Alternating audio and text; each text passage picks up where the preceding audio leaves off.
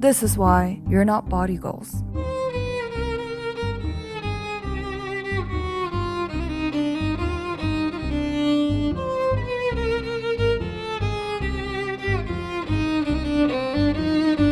I just tell the truth, and telling the truth is crazy in a world full of lies.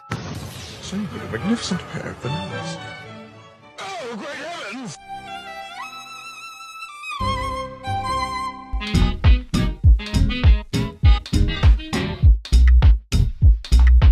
Ever since I began using social media, I've always tried to be cognizant of how not everything should be taken at face value. Like how real human skin wouldn't be so buttery smooth and pores are not a problem, but essential features for the human skin to function. But time and time again, I become so accustomed to the implied standards of beauty on my feed, in advertisements, in any type of media I consume, that I feel not beautiful when I have a nice food baby after a satisfying meal, that I feel inferior when pictures taken in bad lighting cannot come close to the Instagram posts of the influencers I admire, or even my own Instagram photos. Because quite frankly, I do not look like my Instagram photos 90% of the time during the week. And honestly, who does?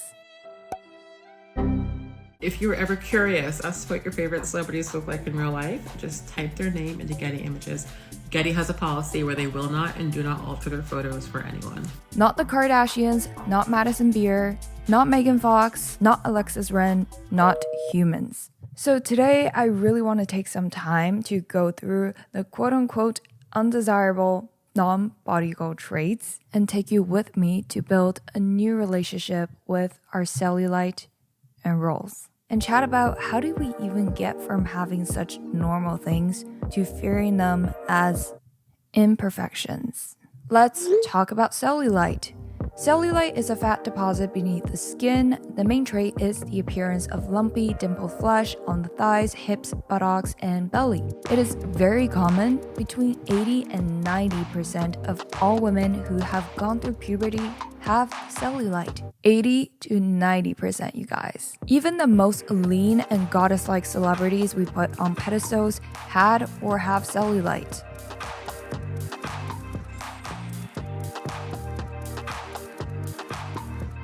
It's just that we rarely get to see that very human side of them, that we begin to think if we have these traits, we are somehow inferior and not beautiful. So I remember when I started puberty in high school, my body was growing at a speed it was not accustomed to. And I was just putting on more fat necessary to function as an adult woman. So that was the first time I began to see cellulite and stretch marks around my butt. And to tell you the truth, I was mortified. I was high-key panicking, okay? I was researching everything and anything to see how I could fix this. What was not helping though was my mom telling me to move my body more because girls my age should not be experiencing these type of issues. I mean, sure, maybe she did not have a growth spurt like I did around that age, as all bodies are so different. But I just felt so deeply ashamed of my body because of that. Even though just like birthmarks, people with healthy lifestyles can also have it. It's a feature, not a bug. Your favorite influencers also have it. Which is why we don't need to put celebrities and influencers on a pedestal, even though they often show the smoothest skin on their feed. A lot of times it has to do with lighting, angle, and touch-ups. What the eyes perceive, especially from a screen of inorganic photoshops and touch-ups, can be so deceiving. Which is why I'm so happy to share with y'all a way to feel beautiful and confident without overstressing how your look compares to unrealistic standards. Super pumped that our community's favorite shower essentials, Tree Hut, is sponsoring this video. Our favorite scrub just got a new BFF. Actually, a few BFFs. You guys, I received the body wash lineup and I kid you not, spent a solid 20 minutes smelling each of them. So delicious. smells so good. They're made with skin-loving ingredients that cleanse and hydrate the skin without stripping away the moisture, leaving your skin soft and smooth. Perfect compliments to their famous body scrubs I love. Chef's kiss. Get them before they run out at Target, Walmart, Ulta, in-store and online. Smell and feel beautiful like the queens you are. Back to cellulite. It is extremely unhelpful when the beauty industry begins to capitalize on the fear of looking less than the 8-hour production and post-production of model legs, butt, and hips. Thus, the rise of the popularity of liposuction, laser, acoustic wave therapy, all kinds of cream and lotion. And if these were all so effective, wouldn't the Kardashians be 100% cellulite free? Like, does that look cellulite right there? No, you don't look cellulite. You look phenomenal, and if I was you, would be wearing... God, thanks. Literally, even the richest, most beautiful women on the internet who define quote-unquote body goals have cellulite. I always have cellulite on my thigh, on my one thigh, and I always cover it. I was so upset because I was like, that's just not what I look like. So let's take some time to acknowledge that it is not a problem, it is not a defect, it does not mean you're ugly, it simply means, surprise, you're human. Like the influencers you follow, you worship, who also have this natural trait. I am not pressuring you to absolutely love this trait, but just learn to be at peace with it. And we can all save our precious energy on something else. And speaking of wasting time, do you guys know how much time I freaking wasted on worrying about my tummy sticking out and deviating from the super tiny waist that we are so familiar with? This is not about fitness and getting a stronger core. I'm talking about looking snatched with an 8'4" waist 24/7 breakfast, lunch, and dinner. Yes, let's talk about rolls. Not the Hawaiian bread rolls. The rolls that everyone is so horrified by. The rolls that are still things that people try to hide. The rolls that just mean we have enough skin in the region where we carry our organs. Interest in a small waist is never new. There are several reasons why, as humans, we're naturally drawn to thinking a smaller waist makes someone more attractive. From an evolutionary perspective, the waist-to-hip ratio is an indication of health to some extent. The ratio calculation is one way your doctor can see if excess weight is putting your health at risk. It determines how much fat is stored on your waist, hips, and buttocks. In both men and women, a waist-to-hip ratio of 1.0 or higher increases the risk of heart disease and other conditions that are linked to being overweight. And when it comes to reproduction, women with high waist-to-hip ratio with 0.8 or higher have significantly lower pregnancy rates than women with lower waist-to-hip ratios, such as 0.7 to 0.79. So naturally, we as humans are wired to think that a smaller waist-to-hip is attractive. God, you are so proportional.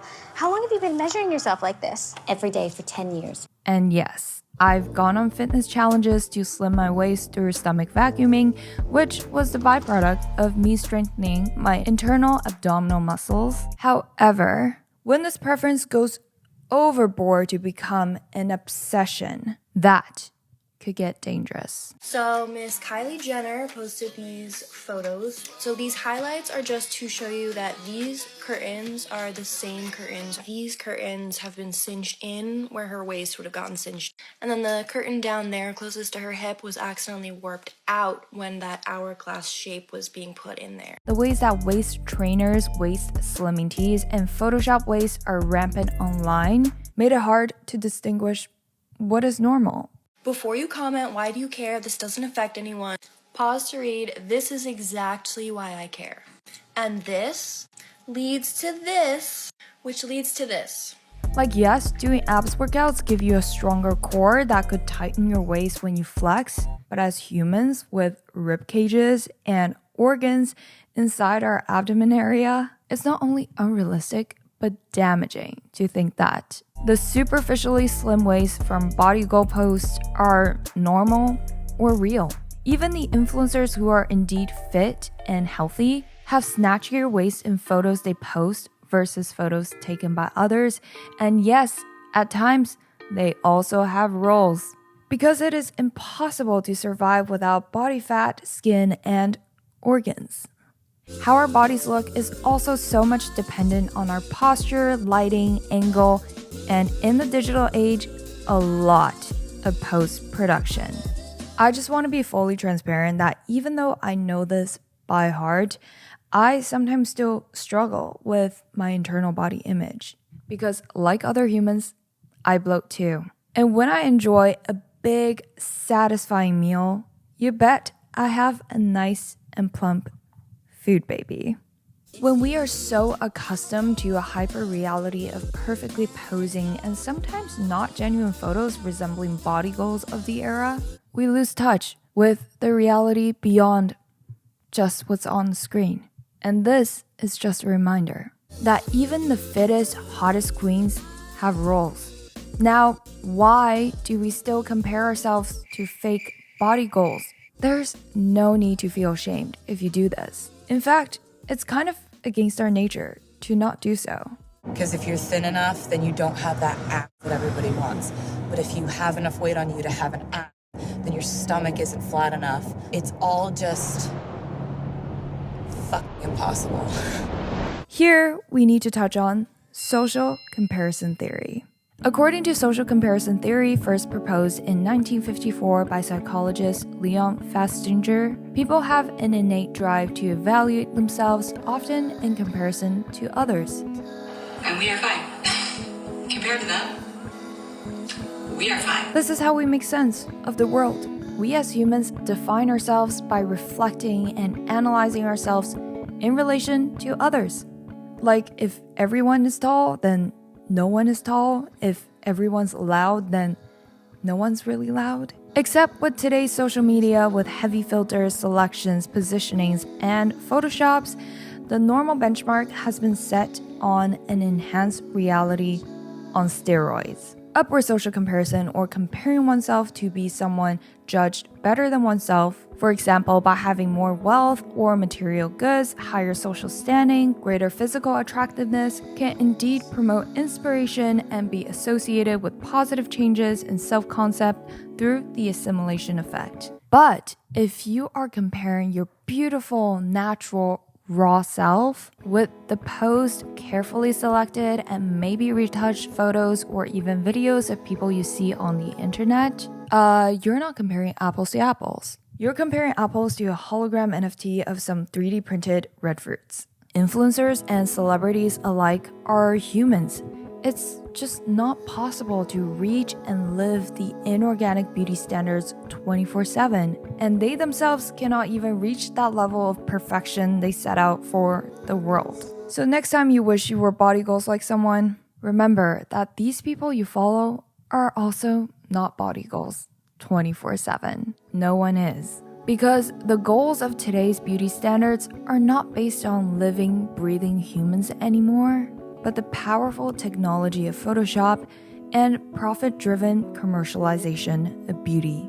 So no, your body will never look like theirs, but it will look beautifully and uniquely like yours.